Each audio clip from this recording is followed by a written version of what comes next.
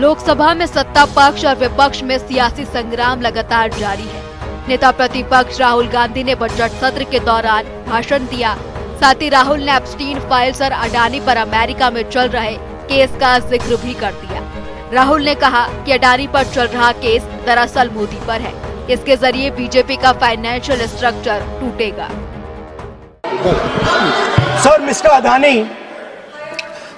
Adani is not an ordinary businessman.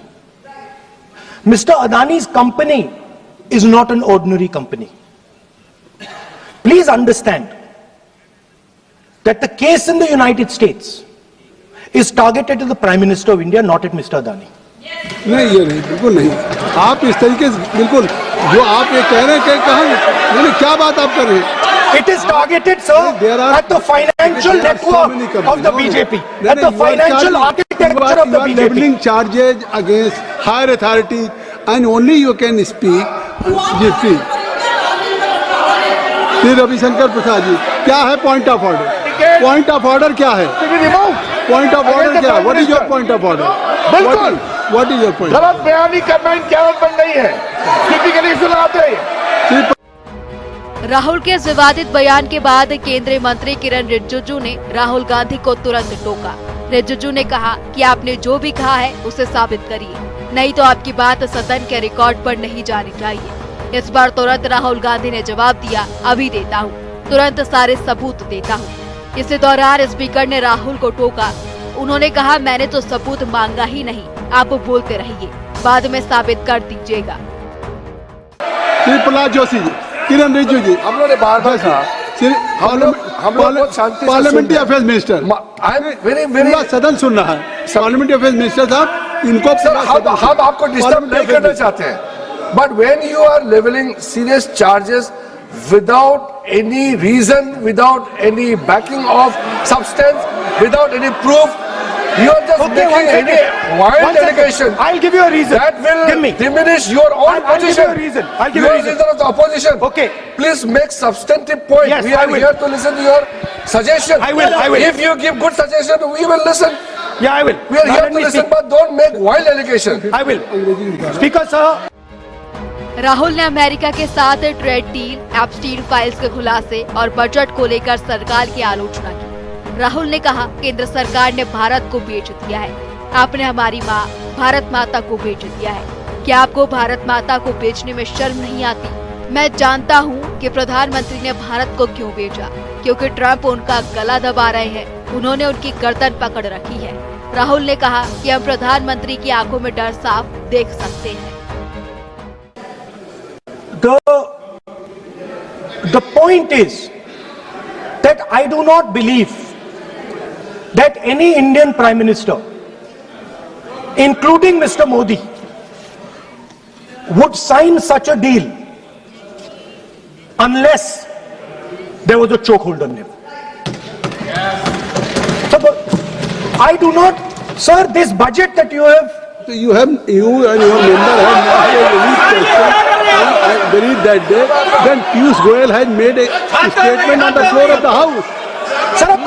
Sir मुझे आप conclude तो करने दीजिए सर। चलिए, नहीं तो यहाँ 2-3 और घंटे लग जाएंगे सर। Okay, thank you. आप चाहते हैं तो मैं लगा देते हैं सर। नहीं, काइंडली कंक्लूड।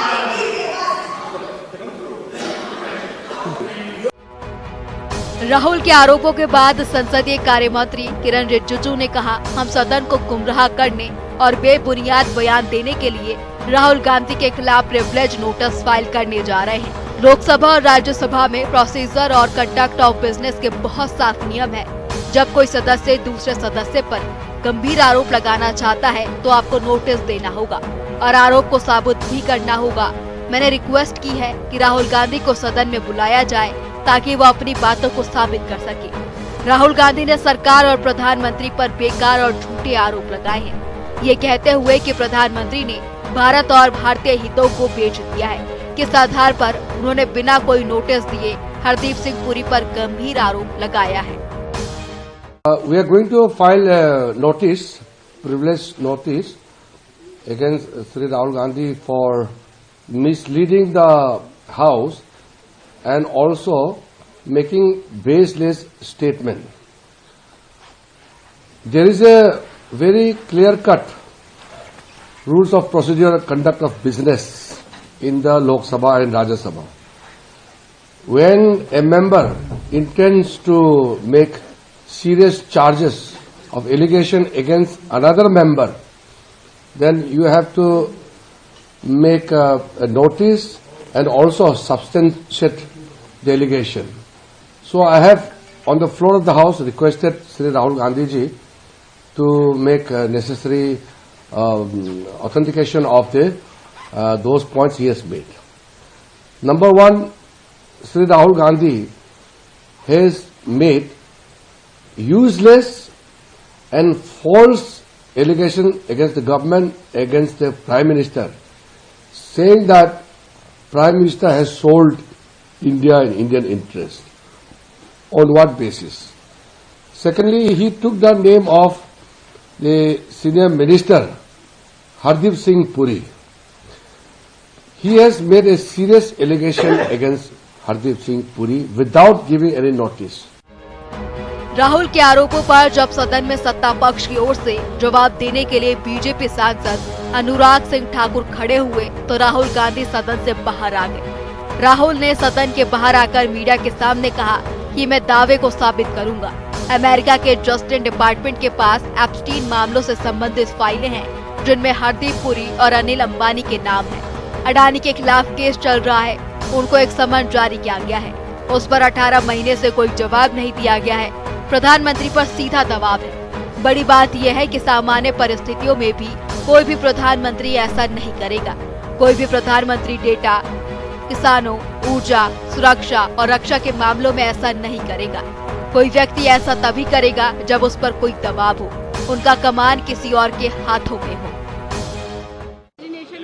देखो, इस जो रूल्स, जो procedure and conduct of the rules है लोकसभा का और राज्यसभा का अलग अलग है।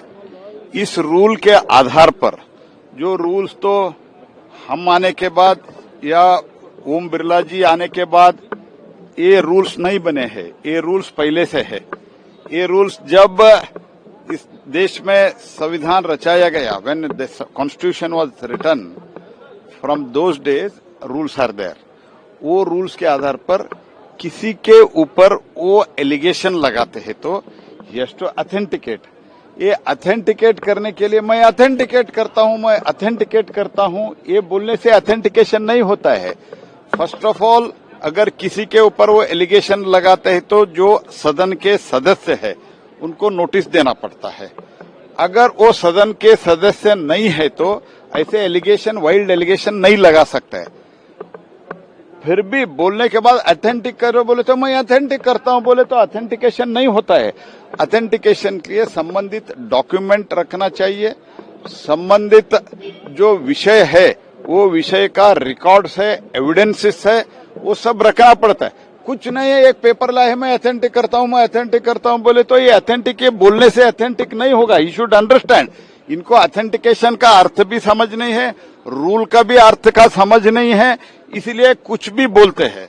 सेकंड पॉइंट, मैं इसके अलावा जो ये एलिगेशन लगाते हैं, इन लोगों ने देश को कैसे कैसे भेजा। चाइना को 38,000 स्क्वायर मीटर कौन दिया, ये सब इन लोगों को पता चलना चाहिए। प्रीवियस इतिहास, पहले का इतिहास इनको कुछ पता नहीं है। वाइल्ड एलिगेशन लगाता है, जब भी ऑथेंटिकेशन बोले तो ऑथेंटिकेशन करता हूं। और बजट से बात नहीं किया। और चेयर पर जो बैठे हैं, चेयर इज ए चेयर। अगर जब पैनल पे जो रहता है, कांग्रेस पार्टी का हो, बीजेपी का और किसी का पार्टी हो, chair is a chair. Rahul ने एक के बाद एक कई गंभीर आरोप लगाए। राहुल ने कहा, भारत अमेरिका ट्रेड डील के चलते एनर्जी सिक्योरिटी खतरे में है। सरकार ने हमारी एनर्जी सिक्योरिटी अमेरिका को सौंप दी है, पूरी तरह से सरेंडर कर दिया है। प्रधानमंत्री मोदी ने भाजपा के खजाने को बचाने के लिए भारतीयों का भविष्य दांव पर लगा दिया। अमेरिका और चीन की नजर भारत के लोगों के डेटा पर है। अगर अमेरिका को सुपर पावर बने रहना है तो इसकी चाबी भारतीय डेटा ही है। नेता प्रतिपक्ष ने कहा, अगर हमारी सरकार होती और इंडिया ब्लॉक अमेरिकी राष्ट्रपति ट्रंप से बातचीत कर रहा होता तो मैं कहता कि डील पर बराबरी से बात होगी। हम आपके नौकर नहीं हैं। अमेरिका तय करेगा कि हम किससे तेल खरीदेंगे। So, we have buckled on tariffs. We have handed out our data, given up control over digital trade rules, no data localization, free data flow to USA, limited digital tax, no source code disclosure, and 20-year tax holiday. The most valuable asset that India has and will ever have has been handed over. Our farmers have been left to the mercy of mechanized, massive American farms. Our textiles have been wiped out. Bangladesh now is going to wipe out our textile industry. Our energy security has been handed over. We can't buy oil from who we want to buy oil from. Now, I don't believe any Indian Prime Minister would do this. Logic ही नहीं है sir, logic नहीं है sir. ये जो हुआ है sir, ये पूरा सरेंडर है। सर आपने ज्यादा बोलने दिया मुझे आज, सर आपने मुझे थोड़ा ज्यादा जाने दिया आज, बात आ गई। तो this is a wholesale surrender and it is a tragedy because it is a surrender not just of the Prime Minister. He has surrendered the future of 1.5 billion Indians. And he has surrendered the future because he wants to protect the BJP's financial architecture on which there is a case in the United States. Epstein files पर पूरी दुनिया में हाहाकार मचा हुआ है। एक के बाद एक कई बड़े इस्तीफे हो रहे हैं। इसकी गूंज अब भारत में भी सुनाई देने लगी है। नेता प्रतिपक्ष राहुल गांधी ने एप्स्टीन फाइल्स का जिक्र करते हुए अनिल अंबानी और केंद्रीय मंत्री हरदीप पुरी पर आरोप लगाए। राहुल गांधी ने कहा, अनिल अंबानी को जेल क्यों नहीं हुई? क्योंकि उनका नाम एप्स्टीन फाइल्स में है। मैं हरदीप पुरी से भी पूछना चाहता हूँ। मैं जानता हूं कि अनिल अंबानी को एप्स्टीन से किसने मिलवाया था और हरदीप पुरी भी जानते हैं कि किसने उन्हें मिलवाया था। Because sir, there is a businessman called Mr. Anil Ambani. I want to ask the question, why is he not in jail? The reason he is not in jail is because his name is in the Epstein files. एक तो That's why he's not in jail. Rahul ji, जो भी I'd also like to ask Mr. Hardeep Puri who introduced him Mr. Chair to Epstein. Mr. Rahul, no, I know who introduced him. आप एक बात मेरी सुन लीजिए पहले, कि चाहे आप अनिल अंबानी, मैं कह रहा हूँ, मैं Anil Ambani, Sir, I know who introduced him. जो जिस and तरीके Mr. Hardeep Puri knows who introduced him. Charges लगा रहे हैं, We both agree. वो इस सदन का सदस्य नहीं है, चाहे वो अनिल अंबानी Hardeep Puri है सर, रानी हो, Hardeep Puri is a member of parliament here. आप जो चार्जेज लगा रहे हैं उसको सफाई करने का अवसर नहीं मिलेगा, उसको He's a minister, sir. उसका नाम नहीं लिया जाता। और आप एक बार इसको पढ़ लीजिए, a member while speaking shall not refer to any matter of fact on which a judicial decision may make a provisional and for please use offensive expressions about the conduct of the parliament in any state, reflect on any determination of the house except motion, and reflect upon the conduct of persons in high authority unless the discussion is based on its subject. So please आप जिसका नाम है उसका नाम न लें। लोकसभा से निलंबित विपक्ष के 8 सांसदों का निलंबन वापस नहीं होगा। मीडिया रिपोर्ट्स के मुताबिक इन सांसदों का निलंबन पूरे बजट सत्र के लिए है, जो 2 अप्रैल को खत्म हो रहा है। कांग्रेस के 7 और सीपीएम के एक सांसद को 3 फरवरी को निलंबित किया गया था। इन सांसदों पर राहुल गांधी को न बोलने देने के विरोध में हंगामा करने का आरोप है। सांसदों ने चेयर पर कागज फाड़कर फेंक दिए थे।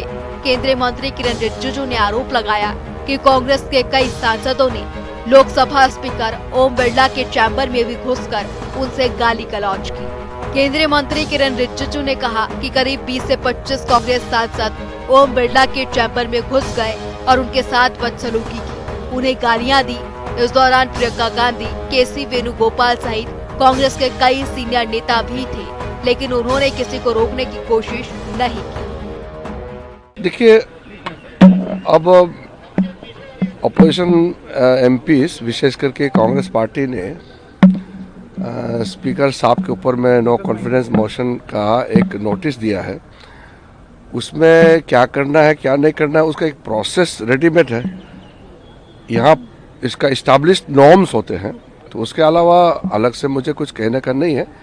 लेकिन मुझे दुख इस बात का है कि स्पीकर का गरिमा को इन्होंने गिराया है और कांग्रेस पार्टी के मेंबर्स स्पीकर साहब के चैम्बर में जाकर के स्पीकर साहब को धमकी दिया, गाला गलौज किया, स्पीकर साहब को बुरा भला कहा और स्पीकर साहब का निर्णय को नहीं मानते हैं और ऊपर से फिर स्पीकर साहब को ही आरोप लगाते हैं कि ये पक्षपात करते हैं।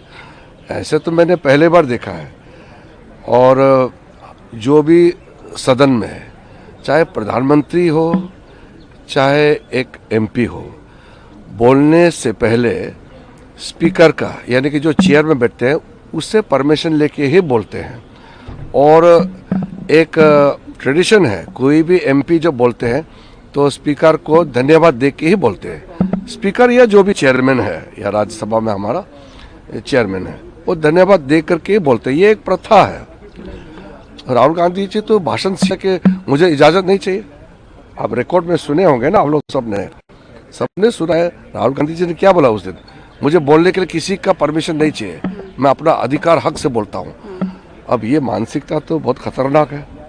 लोकतंत्र में सिस्टम को नहीं मानोगे, व्यवस्था जो बनाया है उसको नहीं मानोगे, तो फिर ये तो ठीक बात नहीं है। तो हमने उस दिन सदन में कहा कि हर एक मेंबर जब बोलते हैं तो स्पीकर को धन्यवाद देते हैं कि आपने हमको बोलने का मौका दिया, आपको मैं धन्यवाद देता हूँ। ये एक कल्चर्ड बिहेवियर है, ये एक सिस्टम है। राहुल गांधी जी बोलते हैं कि किसी का परमिशन नहीं चाहिए बोलने के लिए, मर्जी से बोल। लोकसभा सचिवालय के सूत्रों के अनुसार लोकसभा अध्यक्ष ओम बिरला को हटाने की मांग करने वाले अविश्वास प्रस्ताव के नोटिस में भी कई खामियां पाई गई हैं। नोटिस में कई जगह फरवरी 2025 लिखा है। नियमों के अनुसार नोटिस खारिज किया जा सकता है, लेकिन स्पीकर ने सचिवालय को नोटिस में मौजूद खामियों को दूर करने और आगे की कार्रवाई करने का निर्देश दिया है। स्पीकर के खिलाफ जो अविश्वास प्रस्ताव की बात है 16 आना बकवास है। आप सदन का बहिष्कार करेंगे, आप सदन में किसी चर्चा पे भाग लेना नहीं चाहेंगे।